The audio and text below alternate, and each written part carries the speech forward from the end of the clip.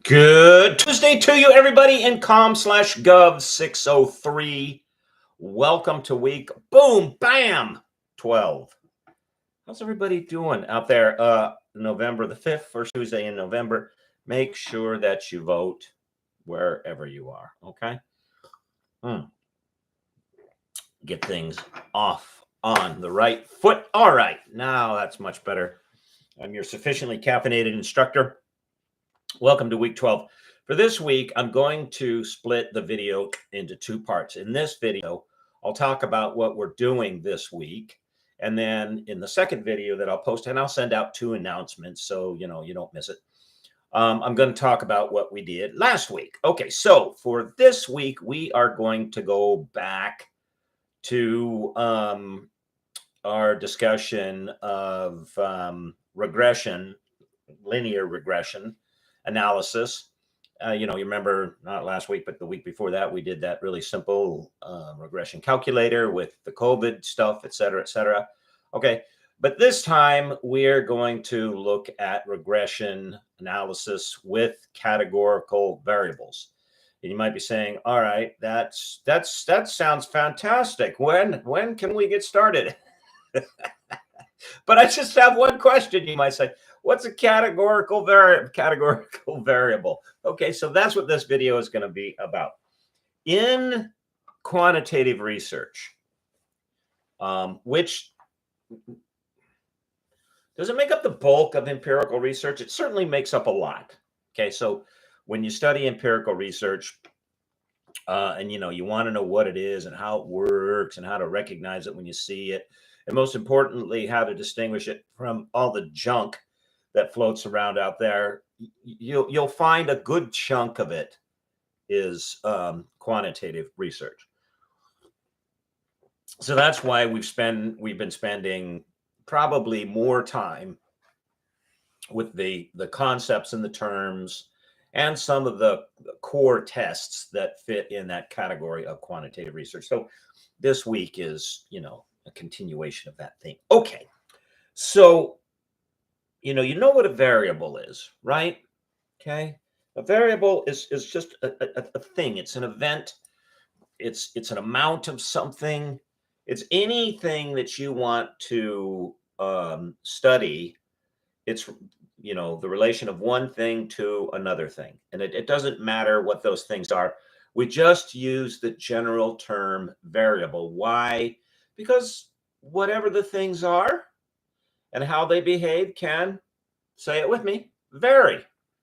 That's it. Okay. But here's something else that I want you to understand. This is very important when it comes to variables. Variables, although a variable is, it's a term we use to describe anything that we want to study in relationship to another thing. Okay. A variable is not a certain thing in itself. And let me explain that. All right. So this week, you're going to take a look at a discussion of regression analysis using categorical variables. Now, again, you might be saying, yay, when can I get started? But what's a categorical variable?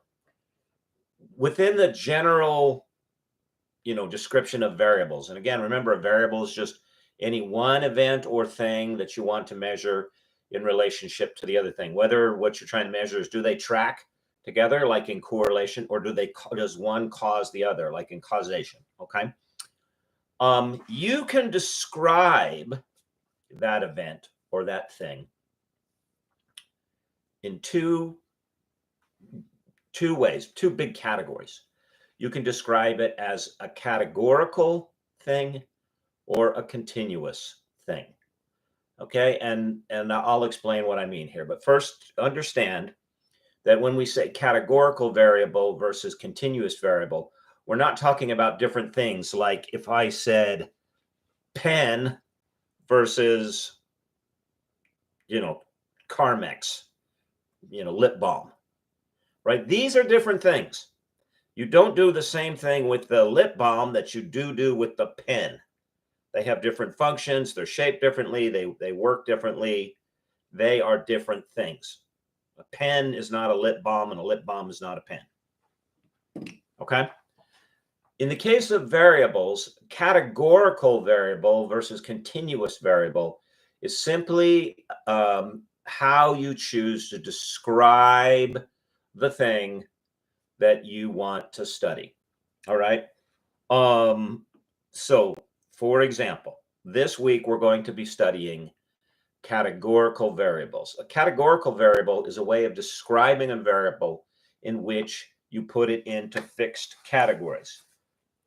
I hate to sound redundant, but let me give you an example, and we'll peel back some of the layers of some contentious political issues today, which really have their roots in this process of description. Okay, so a categorical variable is something that you put into set categories. You say it's either this or that. So, for instance, frequently, let me hold my little chart up here. Okay, categorical variable, sex and gender, which are one and the same, by the way, are frequently described as categorical variables, male, female. Eye color. Okay, you can describe eye color as categories.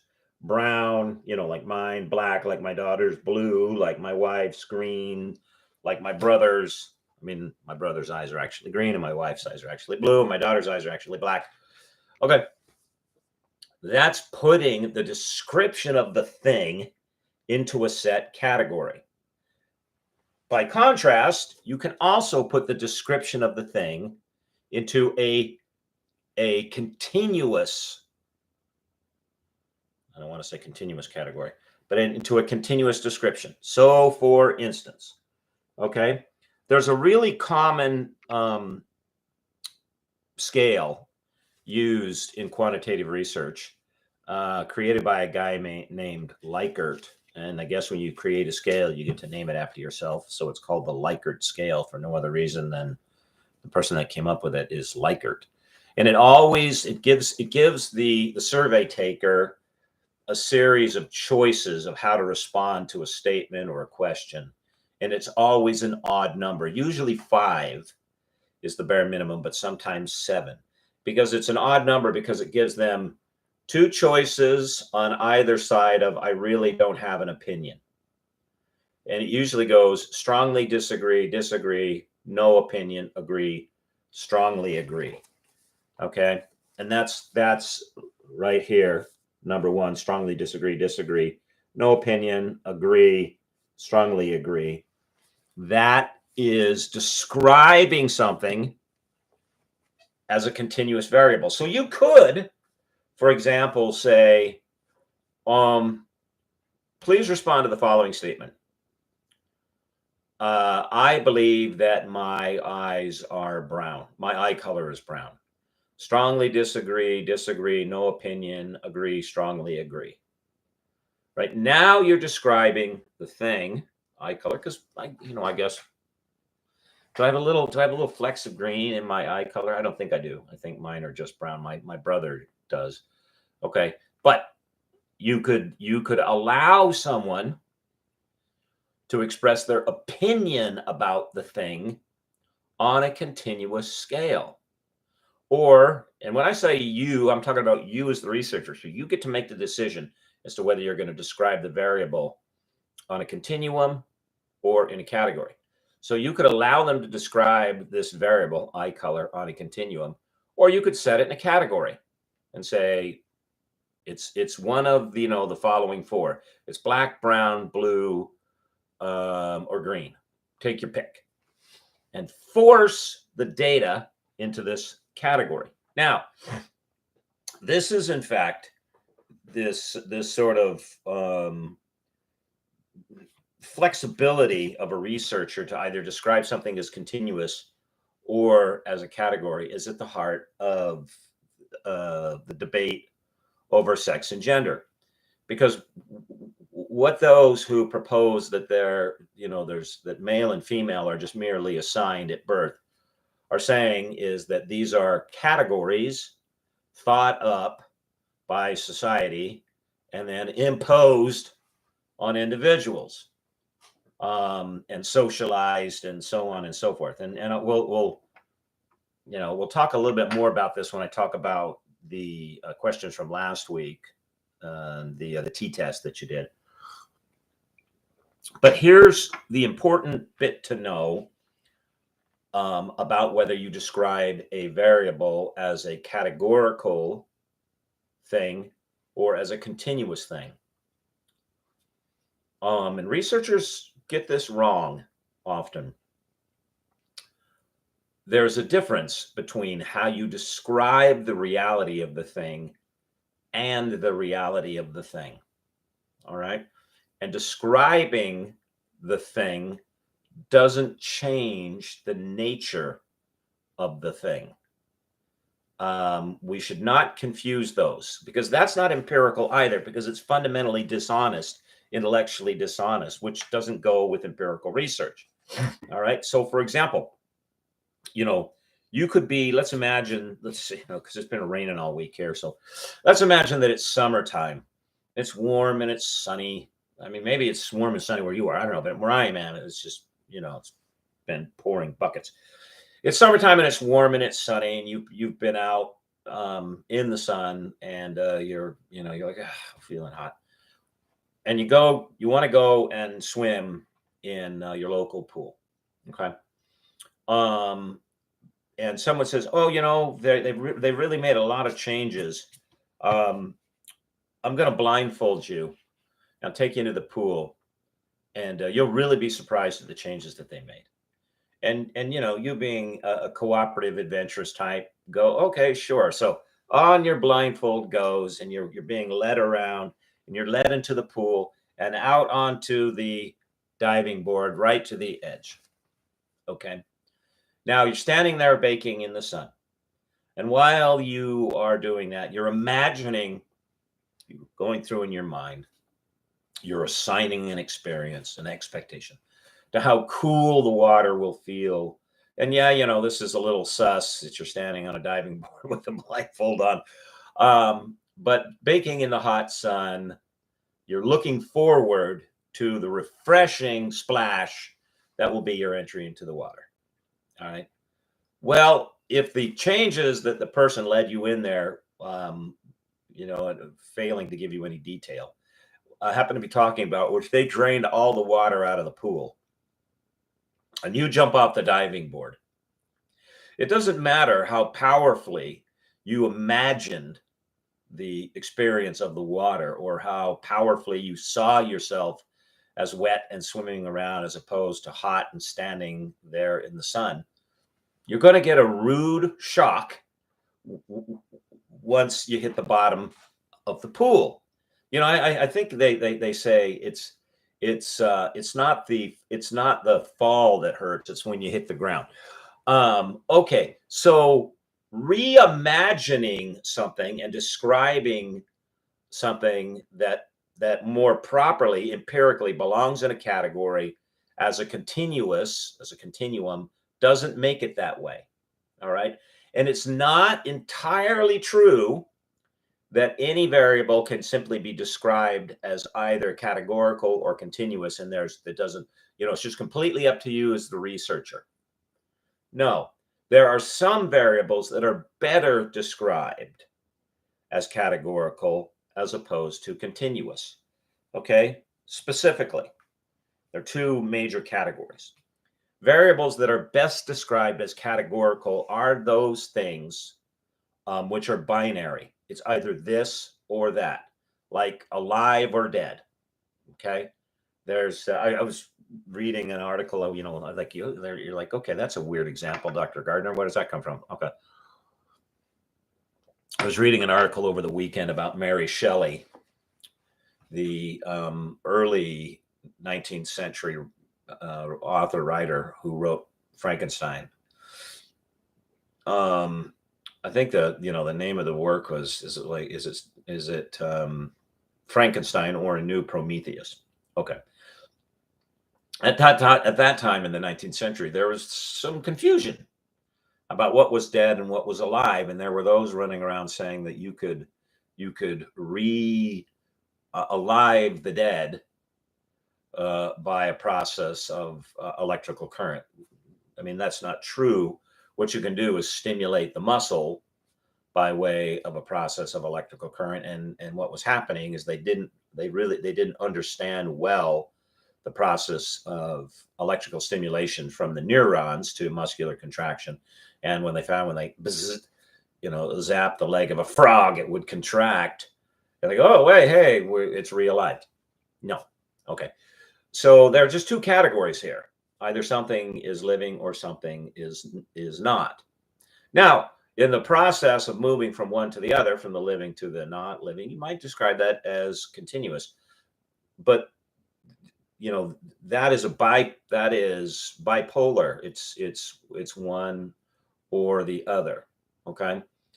So things that are properly meaning clearly, honestly, empirically described as binary, one or the other, don't belong in as a continuous variable. And to try to describe them as a continuous variable is just bad methodology. And I'm not talking about sex and gender, I mean anything. Okay? So there are some things that better belong as categorical variables as to continuous variables. Okay, so that's the difference between the two. Now, when you did your linear regression analysis a couple of weeks back, you were working with two continuous variables. Okay, that is no comorbidity, one comorbidity, two comorbidities, two or more comorbidities. Now, the researchers could have continued to say 3 comorbidities, 4 comorbidities, 5, and it just kept counting. Okay. But what they found is that after 2 comorbidities, the outcomes were not that much different by way of the causal relationship to severe outcome. In other words, 2 comorbidities was sufficient enough to drive a really high percentage of the severe outcome. So just for the sake of presenting their research and not having to do the math ad infinitum, clear out here 101 comorbidities. Okay, they said, you know what? There's no statistically significant difference between 3 and 2 comorbidities. So we're just going to stop in terms of how we list them with 2. But that was a continuous variable, 0, 1, 2, and that could have been on and on. Likewise, the variable on the other side, the thing that was being caused, the dependent variable, severe outcome, was a continuous variable. Hospitalization rate, ICU rate, put in the intensive care unit, being put on a ventilator, died. Now, in between those 4, okay, they could have put more variables in, like hospital rate and just attended to by regular staff. Hospital rate attended to by a dedicated staff member because, you're really sick. Hospitalization moved into the ICU and on regular bed checks. Hospital rate entered into the ICU and on continuous bed checks. And they assign these levels of care to people when they go in the hospital, depending on the severity of their illness, because, things can turn faster depending on what's going on. Okay, so there could have been more on the continuum, but they didn't do it that way. Okay, and when you read research, you should always pay attention to the justification for their methodology. And that justification is one of the things that you should be looking at first and foremost, because if they're using a method to try to answer a question that you can't answer that question by that method, that's a dead giveaway to you that these folks don't know what they're talking about, and that's not good empirical research. Okay, so what is this business about regression analysis and categorical variables that we're going to be looking at this week? Well, here it is. By way, and I debated breaking down the mathematical equations, but I just decided in the end not to. By way of how the equations are set up and how the relationship works, categorical variables normally, they don't work in the equation in which you're figuring out causation. All right. Or they don't work well.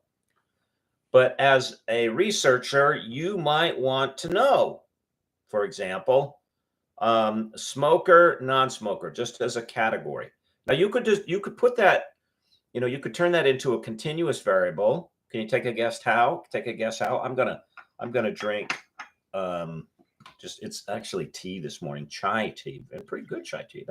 I'm gonna drink a little more tea and think about that for a second.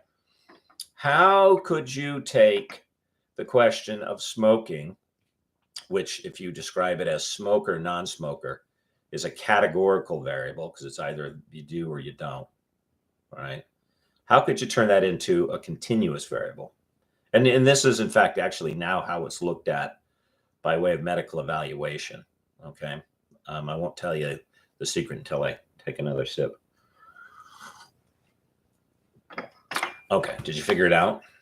All right, well, the way you could turn it into a continuous variable is ask how many cigarettes a day or a week, and usually a day is pretty good because it's easier for people to keep track of, how many cigarettes somebody smokes from 0 to 20, which is a pack, to 40, which is 2 packs, or 30, which is a pack and a half, okay, or 10, which is half a pack, or 1, which is 1, okay? And then you could record that data as a continuous variable. And then on the other side, ask how often does cancer appear. Now, within medical evaluation, the reason that I told you this is now how they do it. If you go for a physical, they not only ask you, are you a smoker or non-smoker? Do you use any tobacco products? And they mean like chewing tobacco. They'll also ask you how many total cigarettes have you smoked in your lifetime? And it's from 0 to 100. Now they're doing that for 2 reasons. I'll give you a little peek behind the curtain, okay? Number 1, the research has found that those who smoked more than 100, okay, tend to have higher incidences of cancerous outcomes. But also, and more importantly, the research has shown that those who acknowledge they smoke more than 100 are probably smoking, sort of as an on and off and on and off.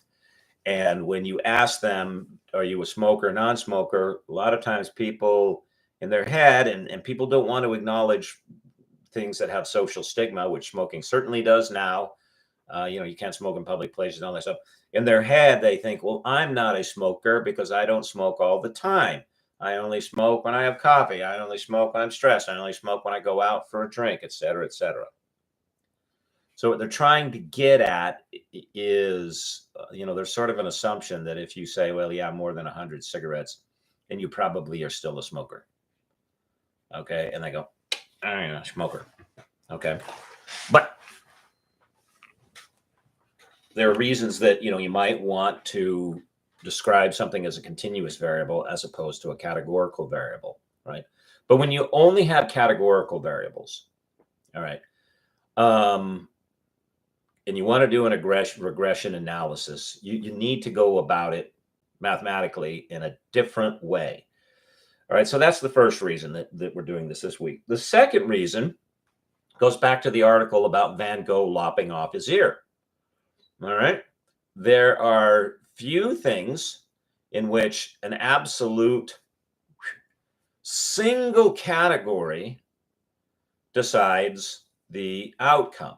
Now, there's some obvious ones. Let's say height, which is described on a continuum, by the way. But let's just say as a categorical variable, above 6 feet tall and below 6 feet tall for men, okay?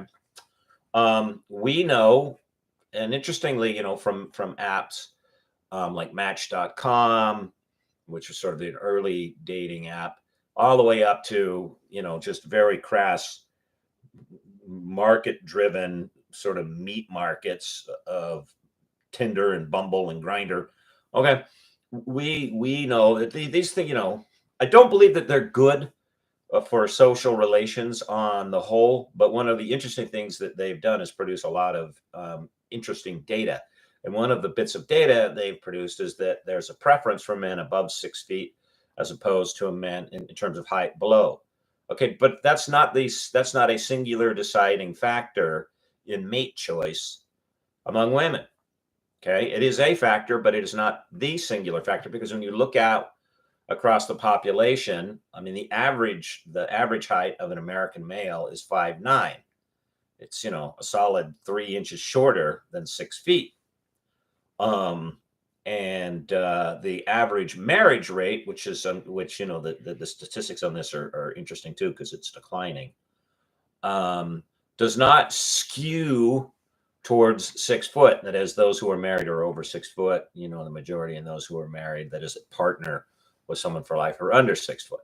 Okay, so that's another reason that categorical variables often are not used in regression analysis. I mean, there's the mathematical reason, which I'm not going to go into, but then there's the causal reason, because like Van Gogh, human behavior is tricky, and it is unwise. It's because it's not really accurate to pin it to one certain thing.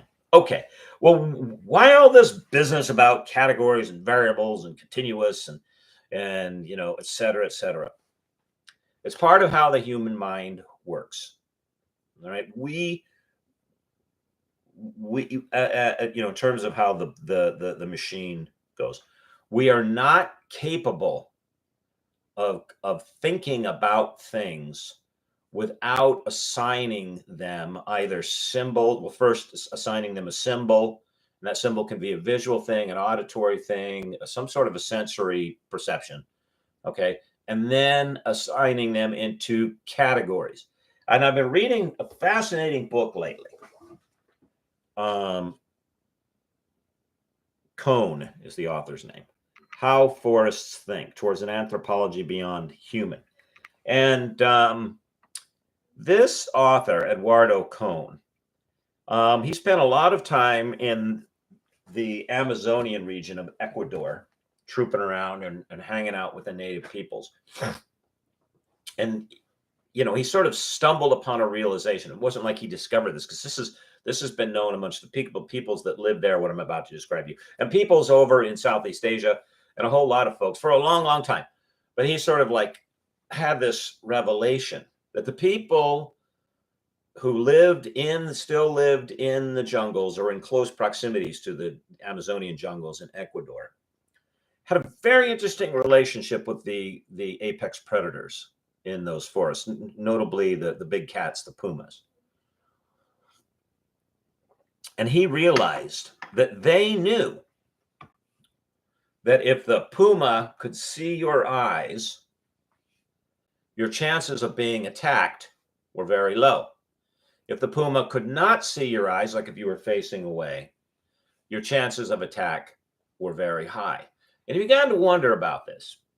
He said, okay, now we understand that human beings assign symbols to meaning. In fact, the symbol precedes the meaning. Red light means stop. Okay. But are we the only ones that do it? Well, if the puma doesn't attack when the eyes are shown and does attack when the eyes aren't shown, isn't that the assigning of a category? Now, amongst the people that he was, living with and studying, they said that when the puma sees your eyes, that the puma realizes you're a human being and a fellow creature, an apex creature, and doesn't attack you. When the puma doesn't see your eyes, the puma thinks you're food, because the puma doesn't eat other pumas. The pumas just eat things that are lower on the food scale, that is non-apex predators. So when the puma sees your eyes, it puts you in the category.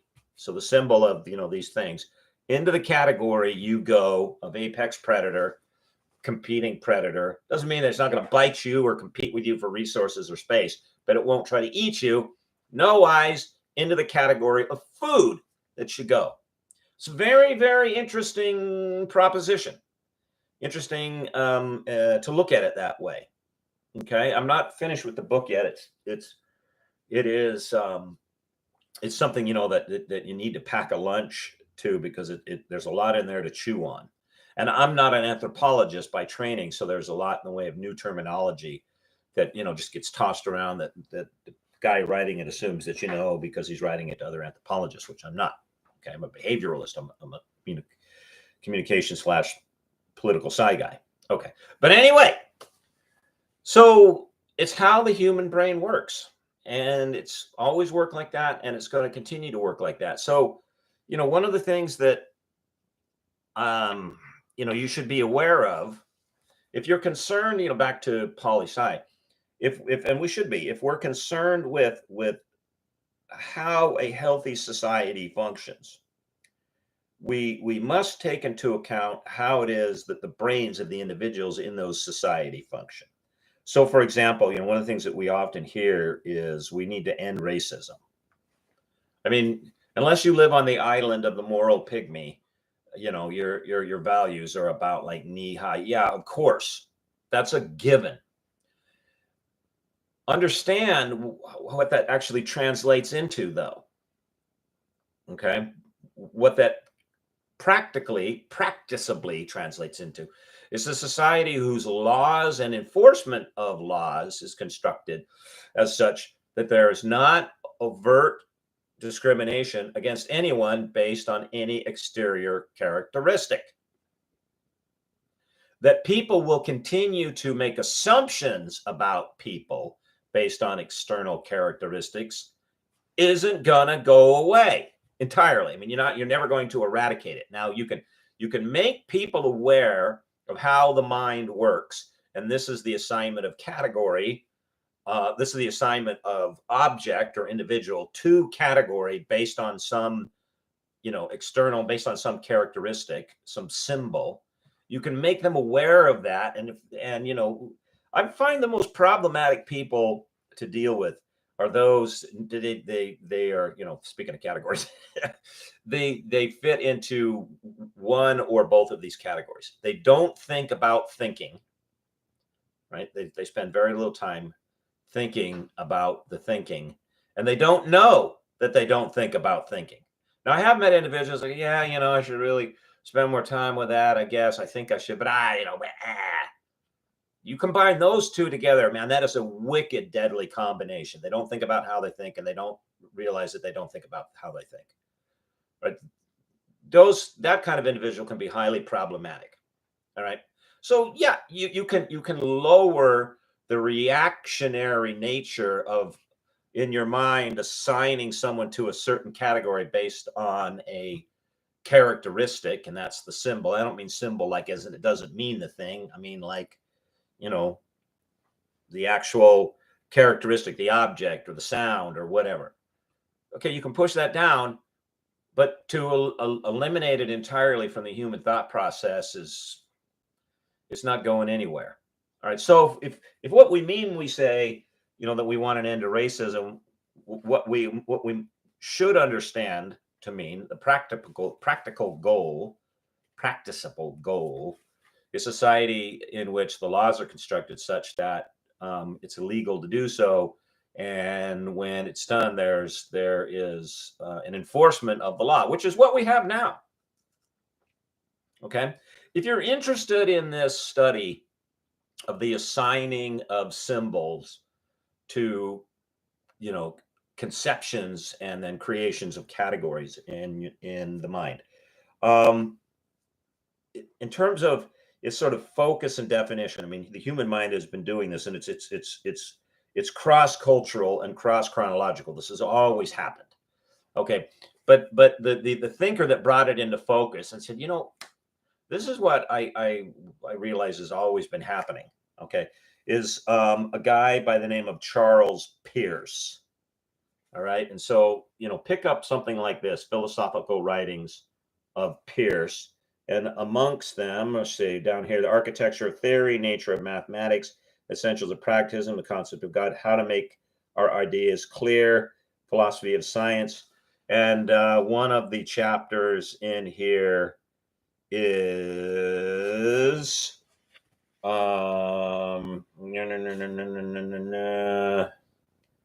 okay. is, what is the chapter on? Because you might just be able to find it floating around. Aha!